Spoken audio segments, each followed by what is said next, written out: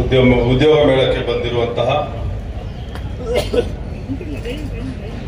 ನಿಮ್ಮೆಲ್ಲರ ನೆಚ್ಚಿನ ನಾಯಕರು,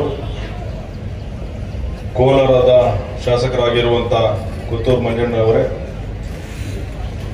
ರಾಮಲಿಂಗಾರೆಡ್ಡಿ ಅವರೇ, ಕೇಂದ್ರ ಬಿಂದು ಈ ಕಾರ್ಯಕ್ರಮದ ಕೇಂದ್ರ ಬಿಂದು ಆದಿನಾರಾಯಣ ಅವರೇ, ಶಿವಣ್ಣ ಅವರೇ, ಮುನ್ಸ್ವಾಮಿ ಗೌಡ್ರೆ, ಹಲವಾರು ನಾಯಕರು ವೇದಿಕೆ ಮೇಲೆ ಕೂತಿದ್ದೀರಾ. ಮುಖ್ಯವಾಗಿ ಈ ಉದ್ಯೋಗ ಮೇಳಕ್ಕೆ ಬಂದಿರುವಂತಹ ಉದ್ಯೋಗ ಆಕಾಂಕ್ಷಿಗಳೇ ಮತ್ತು ಪೋಷಕರೇ ಮತ್ತು ಕಾಂಗ್ರೆಸ್ನ ಎಲ್ಲ ನಾಯಕರುಗಳೇ, ಬಹಳ ಹಿಂದಿನಿಂದ ಕಾಂಗ್ರೆಸ್ ಜನಪರ ಯೋಜನೆಗಳನ್ನು ನೀಡುತ್ತಾ ಬಂದಿರ್ತದೆ. 1947ರಲ್ಲಿ ನಮಗೆ ಸ್ವಾತಂತ್ರ್ಯ ಬಂದಾಗ ಬ್ರಿಟಿಷರು ನಮಗೆ ಬಿಟ್ಟು ಹೋದ ಭಾರತ ಬಹಳ ಬಡ ರಾಷ್ಟ್ರ. ಉದ್ಯೋಗ ಇಲ್ಲ, ಹಣ ಇಲ್ಲ, ಊಟ ಇಲ್ಲ, ಬಹಳಷ್ಟು ಕಡುಬಡತರ ಇರುವಂತ ದೇಶ ನಮ್ದು. ಅಂತ ದೇಶವನ್ನು ಕೈಗೆತ್ತಿಕೊಂಡ ನಮ್ಮ ಮಾಜಿ ಪ್ರಧಾನಿ ನೆಹರೂರವರು ಮೊದಲು ಕಲ್ಪಿಸಿಕೊಟ್ಟಿದ್ದು ಉದ್ಯೋಗ ಅವಕಾಶಗಳು. ಅವ್ರ ಕಾಲದಲ್ಲಿ ಬಹಳಷ್ಟು ಫ್ಯಾಕ್ಟರೀಸ್ ಬಂದವು, ಸರ್ಕಾರಿ ಸಂಸ್ಥೆಗಳು ಬಂದವು. ಬೆಂಗಳೂರಲ್ಲೇ 9 ಸಂಸ್ಥೆಗಳು ನಮ್ಮ ಕನ್ನಡಿಗರಿಗೆ ಕಲ್ಪಿಸ್ಕೊಟ್ರು. ಅದನ್ನ ನವರತ್ನಗಳು ಅಂತ ಕರಿತಾ ಇದ್ರು ಕಾರ್ಖಾನೆಗಳನ್ನ. ITI ಇರ್ಬೋದು, HL ಇರ್ಬೋದು, NGF ಇರ್ಬೋದು, BHEL, ಬೆಮೆಲ್, ಹೀಗೆ ಹಲವಾರು ಫ್ಯಾಕ್ಟರಿಗಳನ್ನ ತೆಗೆದ್ರು. ಲಕ್ಷಾಂತರ ಮಂದಿಗೆ ಉದ್ಯೋಗ ಅವಕಾಶ ಮಾಡಿಕೊಟ್ರು. ನಂತರದ ದಿನಗಳಲ್ಲಿ ಇಂದಿರಾ ಗಾಂಧಿ ಅವರು ಬಂದ್ರು ಮತ್ತು ರಾಹುಲ್ ಗಾಂಧಿ ಅವರು ಬಂದಾಗ ಒಂದು ಕ್ರಾಂತಿನೇ ಉಂಟು ಮಾಡಿದ್ರು, ವೈಜ್ಞಾನಿಕ ಕ್ರಾಂತಿ ಅಂತ ಹೇಳಿ. ನಿಮ್ಗೆ ಕಂಪ್ಯೂಟರ್ಸ್ ಇಂಟ್ರೊಡ್ಯೂಸ್ ಮಾಡಿದ್ರು, ಮೊಬೈಲ್ಸ್ ಇಂಟ್ರೊಡ್ಯೂಸ್ ಮಾಡಿದ್ರು. ನಂತರ ದಿನಗಳಲ್ಲಿ ಮನಮೋಹನ್ ಸಿಂಗ್ ಅವರು ಫೈನಾನ್ಸ್ ಮಿನಿಸ್ಟರ್ ಆಗಿದ್ರು PV ನರಸಿಂಹರಾವ್ ಅವರ ಕಾಲದಲ್ಲಿ. ಅವರು ತಂದಂತಹ ಸುಧಾರಣೆಗಳು, ಗ್ಲೋಬಲೈಸೇಷನ್, ಇದೇ ರೀತಿ ಈ ಜನಗಳಿಗೆ ಏನಾದ್ರೂ ಉದ್ಯೋಗ ಅವಕಾಶಗಳು ಕೊಟ್ಟಿದ್ರೆ ಅದು ಬರೀ ಕಾಂಗ್ರೆಸ್ ಪಕ್ಷ ಮಾತ್ರ ಅಂತ ಹೇಳೋದಕ್ಕೆ ನಾನು ಹೆಮ್ಮೆಯಿಂದ ಹೇಳ್ಕೊಳ್ತೀನಿ. ಇವತ್ತು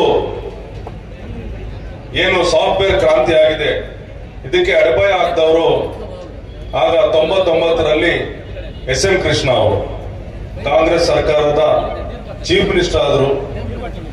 ಇವತ್ತು ಅಮೆರಿಕ ಆಗಲಿ ವಿದೇಶಗಳಲ್ಲಿ ಬಹಳಷ್ಟು ಕನ್ನಡಿಗರು ಸೆಟ್ಲ್ ಆಗಿದ್ದಾರೆ ಅಂದ್ರೆ ಅದಕ್ಕೆ ಕಾರಣ SM ಕೃಷ್ಣ ಅವರು.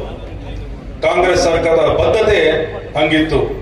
ಇವತ್ತು ಕೂಡ ನೀವು ಬಿಜೆಪಿ ಅವರಾಗ್ಲಿ JDS ಅವರಾಗ್ಲಿ ಉದ್ಯೋಗ ಮೇಳಗಳು ನೋಡೋದು ಕಾಣೋದಿಲ್ಲ. ನೀವು ಇದನ್ನು ಮಾಡಬೇಕಾದ್ರೆ ಕಾಂಗ್ರೆಸ್ ಅವರೇ ಮಾಡಬೇಕು.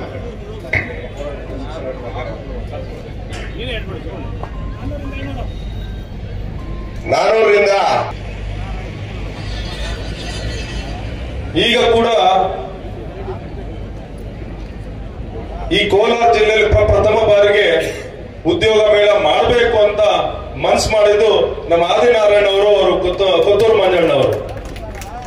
ಅವ್ರಿಗೆ ಅರಿವಿದೆ, ಕೇಂದ್ರ ಸರ್ಕಾರ 10 ವರ್ಷದಿಂದ ಬಿಜೆಪಿ ಆಡಳಿತಕ್ಕೆ ಬಂದ ಮೇಲೆ ಅವ್ರದೇ ಡೇಟಾ ಹೇಳುತ್ತೆ 50 ವರ್ಷಗಳಲ್ಲಿ ಇಷ್ಟು ಕಡಿಮೆ ಉದ್ಯೋಗಗಳು ಇರಲಿಲ್ಲ.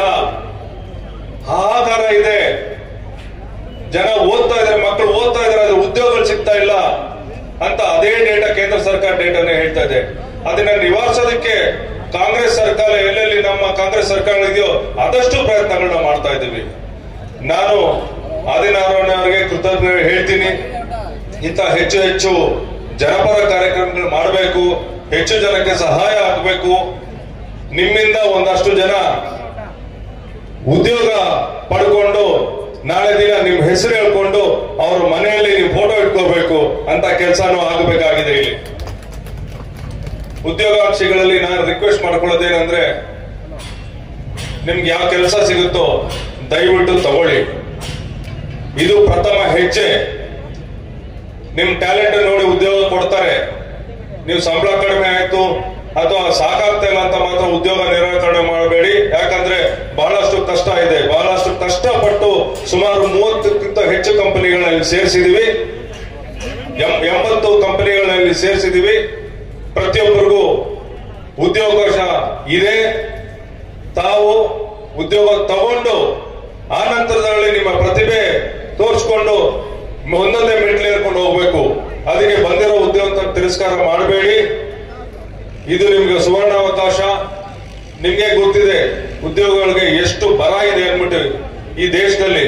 ನಿಮಗೆ ಇದೊಂದು ಸುವರ್ಣ ಅವಕಾಶ. ಇದನ್ನು ಉಪಯೋಗಿಸ್ಕೋಬೇಕಂತ ಹೇಳಿ ತಮ್ಮಲ್ಲಿ ಮನವಿ ಮಾಡಿಕೊಂಡು ನನಗೆ ಅವಕಾಶ ಕೊಟ್ಟ ಎಲ್ಲ ನಮ್ಮ ನಾಯಕರುಗಳಿಗೆ ನಾನು ವಂದಿಸ್ತಾ ನನ್ನ ಮಾತನ್ನು ಮುಗಿಸ್ತೀನಿ. ಧನ್ಯವಾದಗಳು. ಜೈ ಹಿಂದ್, ಜೈ ಕಾಂಗ್ರೆಸ್.